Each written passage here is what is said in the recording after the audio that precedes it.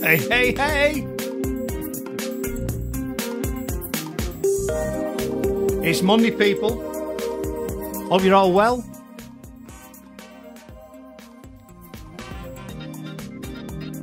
And you're listening to... Oh, yes.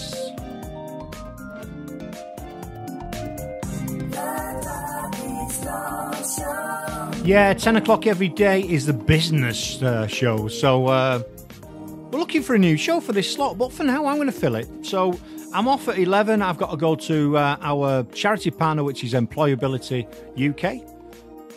So I'll get that rocking. I'll tell you a bit more about that in a minute. I'm trying to get a guest on because we should be doing an interview this morning with an individual. And do you know what I'm going to do? I'm going to try and link up with him in a minute, and then I'll bring him on here.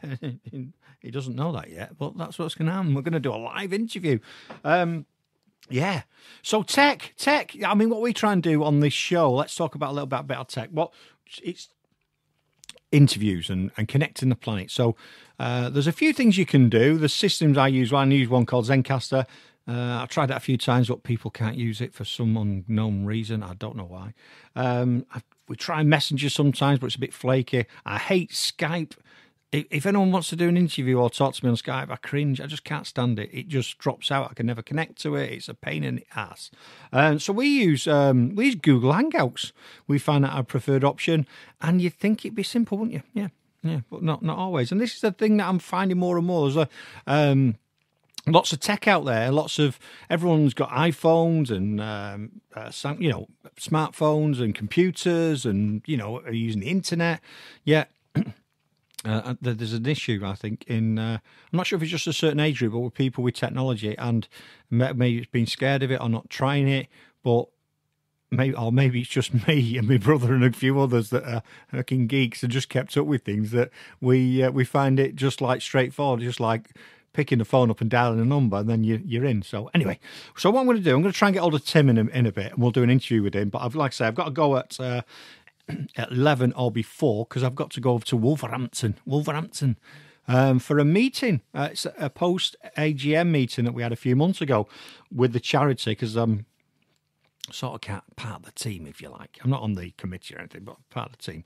So I'm going over there. I'm going to look at the action points, and this is what I think it's really good that Dougie Stone Radio is linked up with Employability UK, because we partner off each other. We help each other along the way. We're raising awareness of them. They're raising awareness of us. We're going into schools and doing things with school kids and trying to get them. What we've offered here is the ability to do something for media. So real life radio. We're internet-based radio. We're global. So things like writing blogs, doing designs for shows, producing a show, doing some reporting. So there's a whole host of different skills that people need to do to have a radio station or a business nowadays. You have to have all those skills. You have to be either do that, or you have to get someone to do it for you. And you can't do that first, because guess what? You can't afford it. You're time rich and cash strapped. But then when you become cash rich, and your time starts to get a bit wane. So anyway, I'm going to talk to you a bit about a few things later. But can you hear me now, Tim?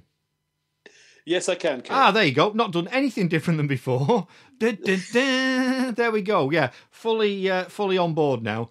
Never mind. Modern technology, you see, beaming across the internet. Right, people, this is obviously, we have business shows on during the week, Monday to Friday, 10 till 11.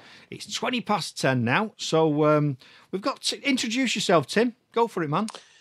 Hello. My name is Tim Fussell from Fussell's Fine Foods. And I'm getting an echo on the line now, but I'll try and ignore that.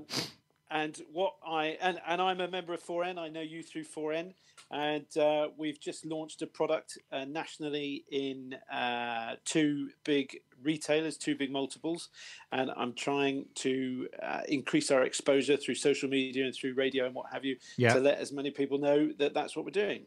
Right. So, hey, that's a mouthful, and it's Tim's. What does it say again? Tim's what? Tim Fussell. Tim Fossil's Fossil Fuels? No. Oh, sorry. From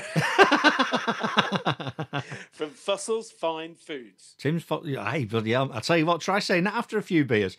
So, exactly. What's the product then, Tim? I'm just going to call you Tim. I'm not going to go through the fine food, fossils or whatever it is. Go on. That's not it. That's absolutely fine. So what we do, Kirk, is we essentially we're farmers, and we grow a crop which is called oilseed rape, which is the yellow stuff. Yeah, the yellow stuff you see in the fields. Yeah, I love it. Wife hates it, but there you go. Yeah.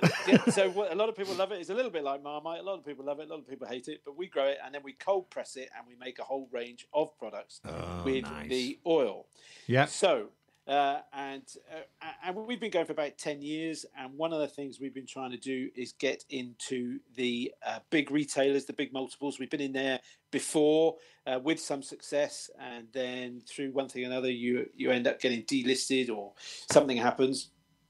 And we have tried a different approach lately in the last year or so with one of our flavoured oils, a smoked oil in particular. And we managed to get that into 2 retailers for national listings. And what I'm trying to do now is sort of share the story about how we managed to get there. So because what tends to happen is people say, oh, why don't you phone up Sainsbury's? Why don't you phone up Morrison's? And it's not as easy as that, as I'm sure you're aware. No, too many gatekeepers, and obviously there's not just Tim ringing, there's thousands of people trying to get their products in Sainsbury's, isn't there? Or other supermarkets are available. And of course, the other problem is every time a new product is listed, another product has to be delisted. So every time you start selling your stuff, you've actually stopped somebody else selling their stuff. Now, there could be all sorts of reasons for that. And you've got to not think about that. You just got to think about the provenance of your own product, and you've got to think about the benefit that your own product will bring. And if you are successful in winning some space on the shelves, then you really have to get yourself into action and try and move the stuff off of the shelves. The supermarkets are great at listing it and putting it there. Then the onus falls back onto you to actually try and sell it on their behalf as well, especially in the first instance to try and get the ball rolling. Yeah. So it's great to get a big listing, but then the sort of wave of public interest in not only your product but as you as a brand as well becomes really, really important. Yeah, I get that. I totally get that. And there's that much stuff on the shelves, especially the big supermarkets. I tend to go to some of the smaller retailers, the Aldis and the Lidls, because I just get overwhelmed with the breadth of choice on those shelves. I find anyway, personally, I think you end up spending too much money. So you do, don't you? There's 16 types of baked beans. Just give me one type of baked bean, for God's sake. I think that's a really important point as well. You have such a wealth of choice.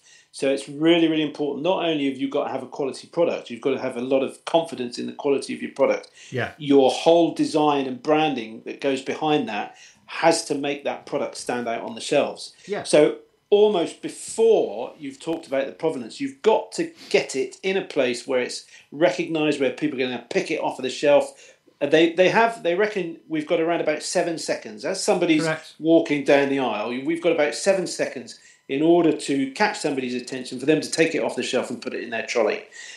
And of course, there's no guarantee as well as once they've put it on their trolley. We've had this time and time again when we've been doing tastings in store. They take it off the shelf, they put it on their trolley, they get round the next aisle, they see something else, and they put your product in a different place around the corner and take something else.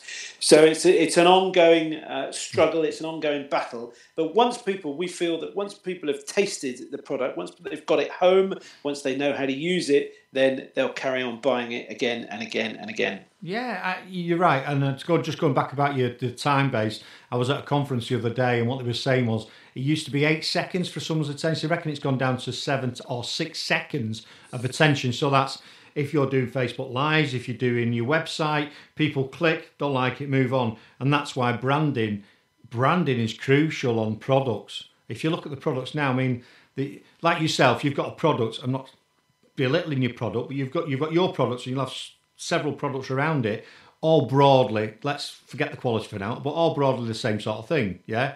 The one thing that changes people's minds is how it looks, the feel of it, the branding, and I think that's crucial with everything we do, really, in modern business. And I think you're absolutely right. And then that comes all the way back down to us and how we answer the telephone, how we deal with our customers who come in here, how we speak to people on a day-to-day basis, whether we're doing a farmer's market, whether we're doing a tasting. That branding has to follow all the way down through the line, and it becomes really important that the customer associates us as a team or a group of individuals with the brand. And what people like to do as well, Kirk, this is something I've really found, and this is something that's been really powerful through social media, through networking, is I've managed to connect with people right up in the north of Scotland who have gone in to a Sainsbury's store and they've bought our product, because they know that if they go onto Facebook, they can actually end up having a conversation with me or somebody in the office. And we're not, if you, for example, I wouldn't want to disrespect any of the bigger brands, but it just goes to show what we're competing with. But if you buy something from Heinz or Moore or Cross and Brackwell or something like that, it is really, really unlikely that you're going to be able to pick up the telephone and you're going to be able to speak to somebody who develops or makes or has the involved in the supply of that product to that store. So I think people like that, in as much as we're trying to create a national brand from being a small regional producer. The connection that people have with us is really, really important, and hopefully that again adds to the fact that that will make the difference in their choice of purchase when they're in the supermarket. Yeah, I think you're right. I think there's a big movement in, because if you look at social media as an example and other things that's happening, people buy into the individuals and they buy into the story. So your product is an example. People will buy into that backstory. So how is it made? Some videos and how is it made? Things like that. That I think a lot of people are moving away from the global mass market and like to be connected to the individual or the individual business. So yeah, people will have a personal attachment to your cold press product, won't they? I think they will. Anyway. I think you're right, but I think you also you then underestimate the power of some of these big brands. But then you have to look at how they started and what they did and how they built up to these massive companies. And then you look at you can then start looking at the market share and what market share we might expect to have, which is still tiny. It's a tiny market share. But that's good enough for us at this particular moment in time. Right. So it might be this, less than half of 1% of a market share. But what that means for us is it means we can increase our volume. It means we can increase the size of our business quite significantly. Yeah. So there's a lot of stuff with regards to economies of scale with any business that tries to scale up and become a national brand. So you're right, people do like to have that connection, but there's still a vast majority of people who will buy on the same brand that they've bought, and that could be a cheap brand, that could be an expensive brand, that could be a middle of the road brand, but that's what they've always bought, that's what they will always go for. And these days as well, I think we have to recognise that we have, as producers, we have an opportunity to reach our public more than ever. Now, here I am. We're aware of each other, you and I. I've not met you yet, but I'm aware of you through the foreign community. Yet here we are doing a radio interview. 10 years ago, this wouldn't have been possible. Even 5 years ago, I would say this wouldn't have been possible. No. So it's moved on, and you and I are able to do these kind of things whereby we can help ourselves increase our own exposure, because we don't have an advertising budget in the likes of Coca-Cola or Heinz or anybody like that. So we've got to do the best we can with what we have, and doing things like that becomes really important. Yeah, it's spot on. I mean, I'm not, because obviously people can't see me, but I'm looking. I've got you in screen in front of me, and I have another two screens in my studio, and I'm looking at. You're right. We couldn't have done this years ago. I mean, and you talked about numbers and you talked about a percentage. Well, we launched this radio station. We was on another radio station. We launched this station. This is our third week. This is only our third week. Yeah, I'm not going to give you the numbers, but the numbers are ridiculous in 3 weeks. It's amazed everyone where we're at.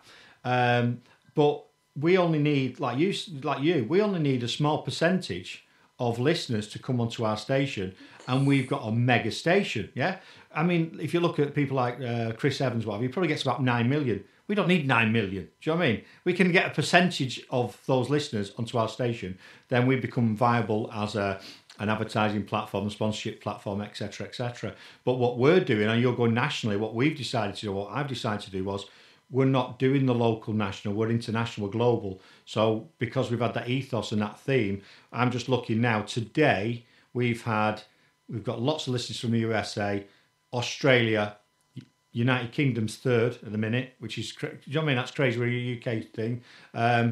Argentina and Greece.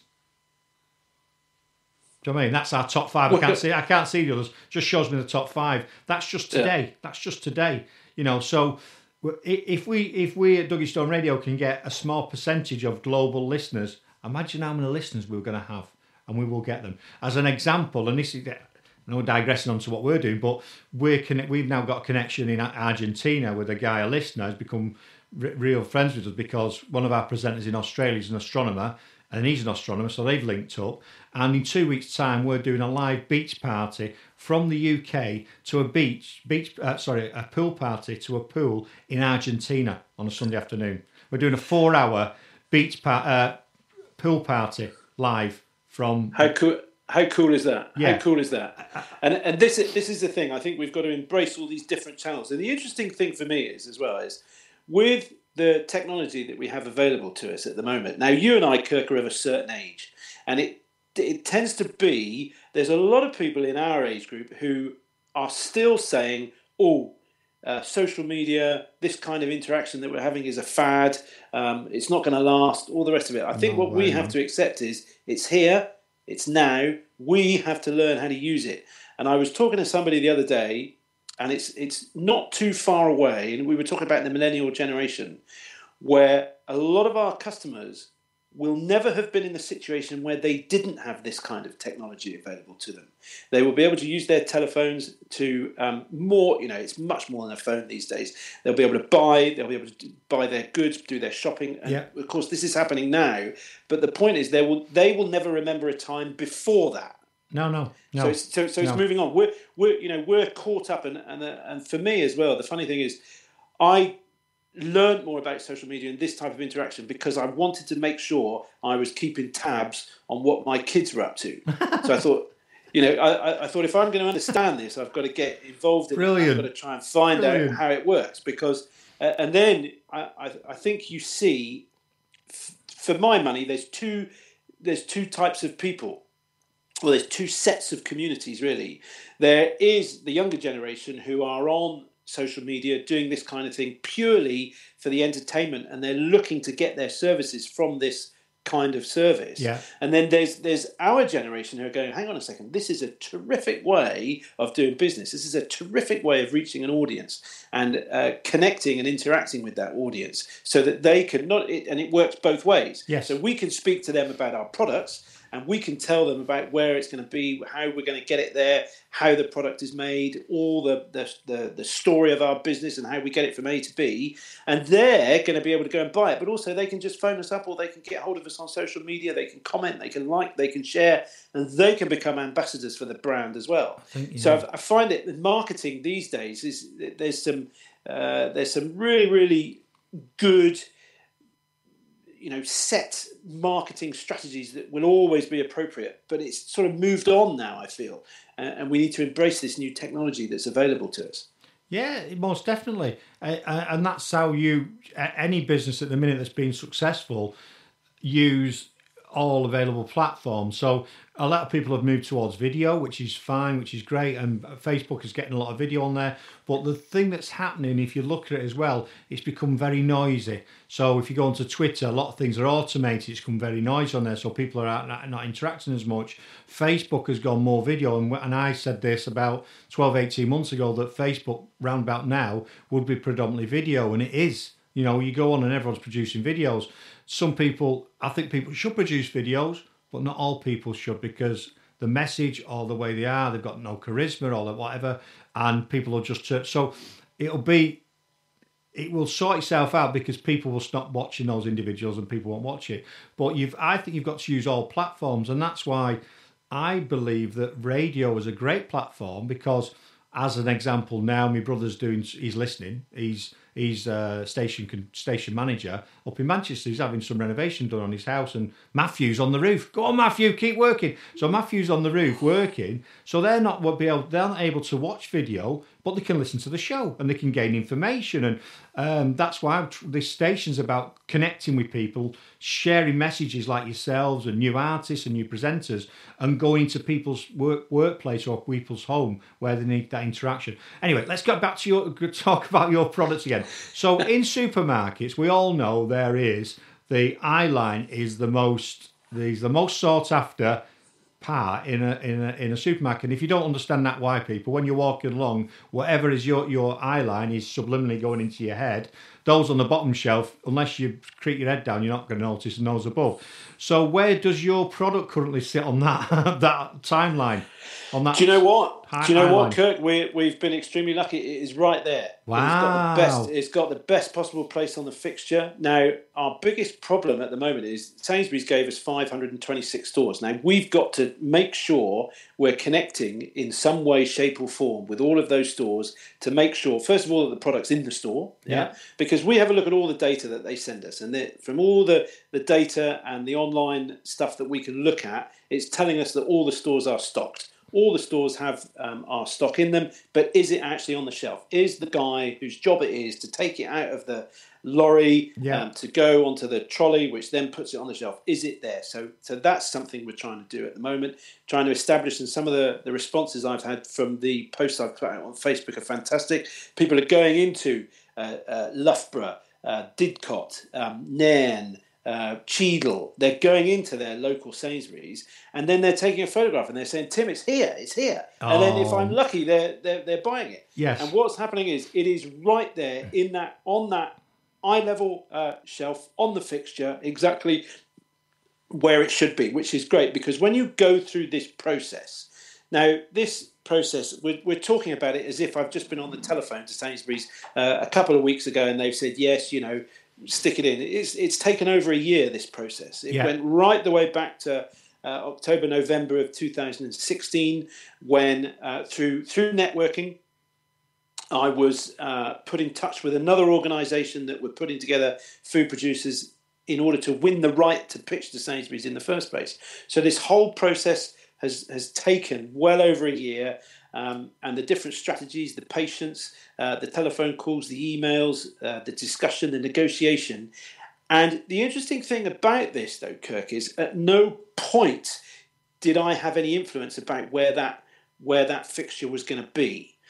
Because I felt like I had a lot of confidence in the product and the branding and everything else. I knew that if they were going to take it, they were going to have to put it in a prolific place, because if they give you a commitment for that many stores and then stick it down at the bottom of the shelf at the back of the store, then they're not giving themselves a chance to sell it. Whereas, so the fact that they've given us this listing gives me an awful lot of confidence that they have confidence in the product as well, which is really, really satisfying. So they've stuck it on that eye level aisle on the shelf, so you're going to see it. Hopefully we've done our work with the branding and it's going to stand out. Hopefully there's going to be people listening to this show. Hopefully there's going to be people listening to the podcast, and then we'll put some stuff out on social media. Yeah. People who follow you will be listening to me. People who are listening to me will be following you. And then all of a sudden the places that I haven't got to, so the Tunbridge Wells, the Pimlicos, the Hunstantons, the wherever else in the country that I haven't managed to reach yet, hopefully they will then go into Sainsbury's and go, I was listening to Tim on Dougie Stone Radio the other day. I'm going to go in. Cool. I'll see if I can find them on Facebook. I'll put a comment in there. I've been into Droitwich. It's there on the shelf. Fantastic. So all of that kind of thing. And this work never stops. Now, because we've got it there, that's the first step in a long, long journey of achieving the type of volume that we want to achieve. Because as well, we've got one line in. This is a great story for us. We've got one line in to two multiple retailers on national listings, but we have 13 other lines in our product range, and so hopefully this smoked oil is the introduction to more lines. Now we've got to convince the supermarket that the gamble, if you like, they've taken on us to put our product in there is going to pay off. It's going to make margin for them. It's going to make margin for us. It's going to increase volume. It's going to move through their store. So in 6 months' time, hopefully the telephone conversation I will have with them is smoked oil is going really well. what are the chances of me getting a garlic oil and a chili oil right next to it on the shelf in the same fixture, so that people then can have a choice not only of the rest of the products that you have, but they can have a choice of some of the products in my range as well. So it's quite exciting, but it's only just started. Yeah, because it is quite a really... The rapeseed oil has become quite fashionable over the last few years, because a lot of the a lot of the chefs started using it, didn't they? So, you know, a lot of the shelves, rapeseed oil, you British rapeseed. So the UK chefs have really got behind the UK producers, haven't they? Which is good. They have, and it's really important. And to have these guys who are actively endorsing generic rapeseed oil, it almost doesn't matter that they're not actually pointing out our brand. If they're going on about rapeseed oil, the health benefits, and the fact that it's a UK grown product, it's a natural product, it's very healthy, it's very versatile. Yeah. The process with which we go through to get it means there's nothing added, there's nothing taken away, and it's the UK's alternative to olive oil. So everywhere you could use olive oil, you can use rapeseed oil. Now, at the same time, we have to be very careful, because I don't want to disrespect olive oil, because olive oil has its virtues and it's a fantastic product. Yet we have this product in this country, which is homegrown. Why not use it? Why not support British industry, especially in this time of uncertainty with the whole Brexit issue? And of course, that could be a whole day's worth of discussion. Yeah. But we won't go there.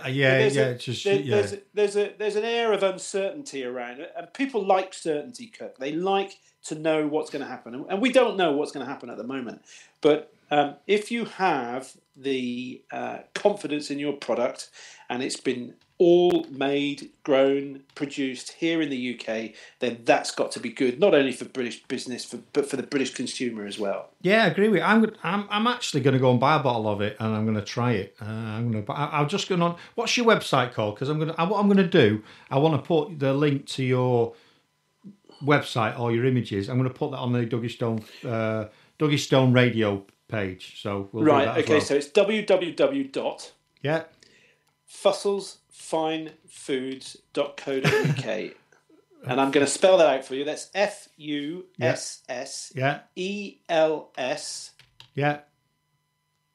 FINE.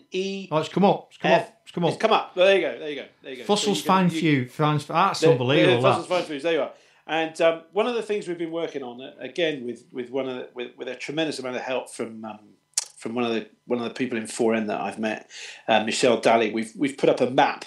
So if you look at that website, you will be able to see our stockist map, and it's quite impressive at the moment.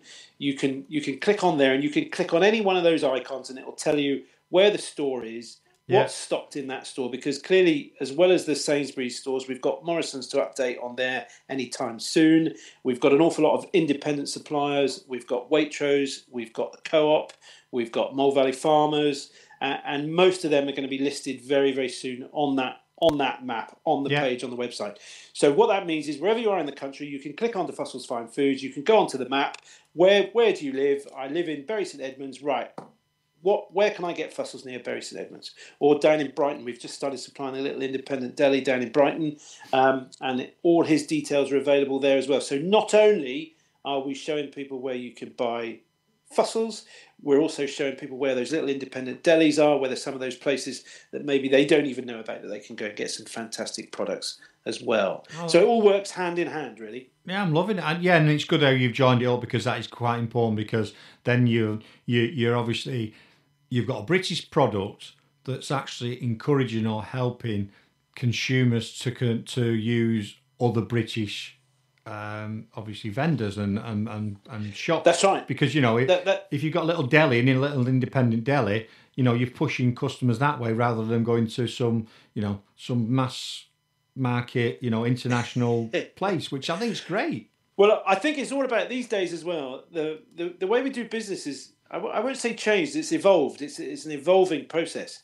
and it's much more collaborative these days. Yes, I think people are looking at, especially through the different organisations and groups that I'm involved in, people really do want to help each other. Yeah. One of my customers phoned up the other day, and again they were they needed some information from me. And the first thing I was doing was, I can help you with that. Yeah, I can do that. This is who you need to speak to. You need to go and see so. Don't worry, they will get back to you. And I think it's much more of a collaborative atmosphere rather than a competitive atmosphere. Years ago, it was all, we're gonna. This is what we do. We're not going to tell anybody about it. We're going to be very secretive about our process. Yeah. We're going to be very secretive because we took us 30 years to get this far. Now we've built a new factory ostensibly, but we've got an open door policy, so we welcome people in. This is how we do it. Come and have a look. We can open up the doors. You can come and have a look at our process. In fact, what we do now, Kirk, is we offer guided tours. Oh, so very nice. We educate people about the whole agricultural process.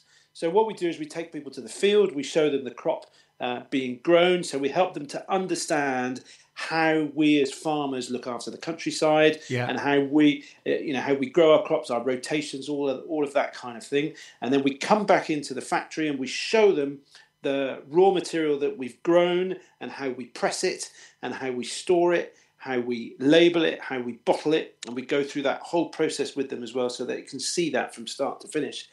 And then, of course, what we do is we've built a demonstration kitchen. So then we take them back into the kitchen and we do a demonstration for them, and they can have a taste of the products. You've got it all going on.